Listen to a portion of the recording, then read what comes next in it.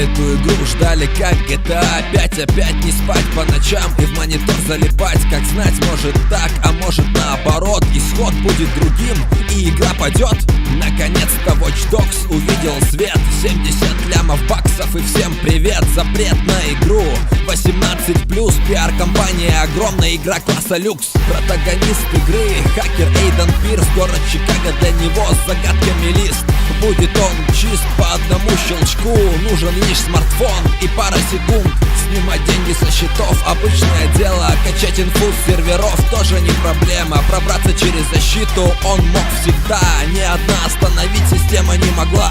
Очередное дело, он проникает в сеть. Есть зацепка и главное, нужно успеть слить все бабки и сорваться с места без подозрений, без следов и без ареста. Но Эйден был замечен и его засекли. Это были не копы, люди со стороны. Влез другой хакер и сломал ему защиту. Он у них как на ладони, его карта бита. Куда он влез, не ясно, что это за люди. Что за файл он украл и что с ним будет, что делать дальше. Или за него все решили, он начнет с низов и до самой вершины. Главная фишка в игре, конечно, взлом. Камеры, мосты, преграды, тебе все нипочем.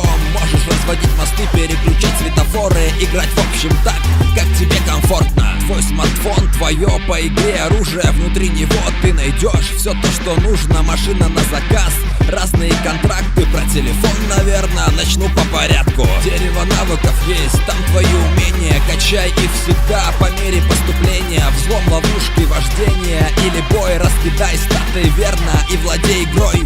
Есть законный способ получить машину.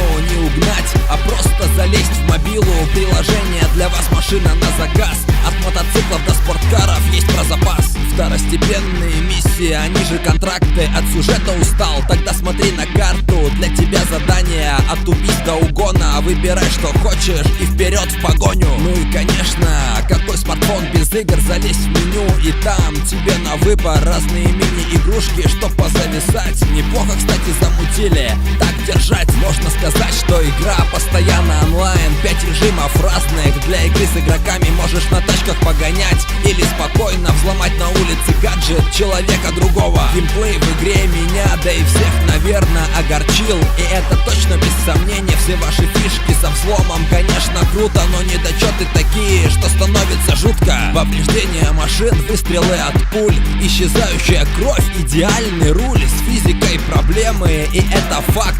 За геймплей 7 и только так. Графика, кстати, поразила в плохом смысле. Даже на топовых машинах игра висла. А почему, не ясно, ведь графа простая и лишь 7 баллов за нее я ставлю. А вот за музыку и звуки вам респект. Радио крутое и звучит без помех. Отличные треки и озвучка игры.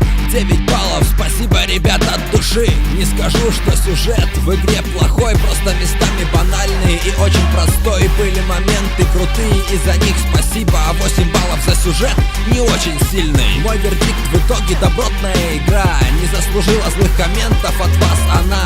Да, есть недочеты, но сама суть игры не дает поставить балл меньше 8. Не поливай грязью игру, не поиграв в нее. В сети столько умных, я называю их дно. Не ведись за кем-то, а будь ведущим. Это рэп-гейм, обзор стал только лучше. Вот что надо было ждать в этом году. Как-то из вида упустили все эту игру. А оказалось зря, ведь это реальный хит. Уже много лет по игровым приставкам летит.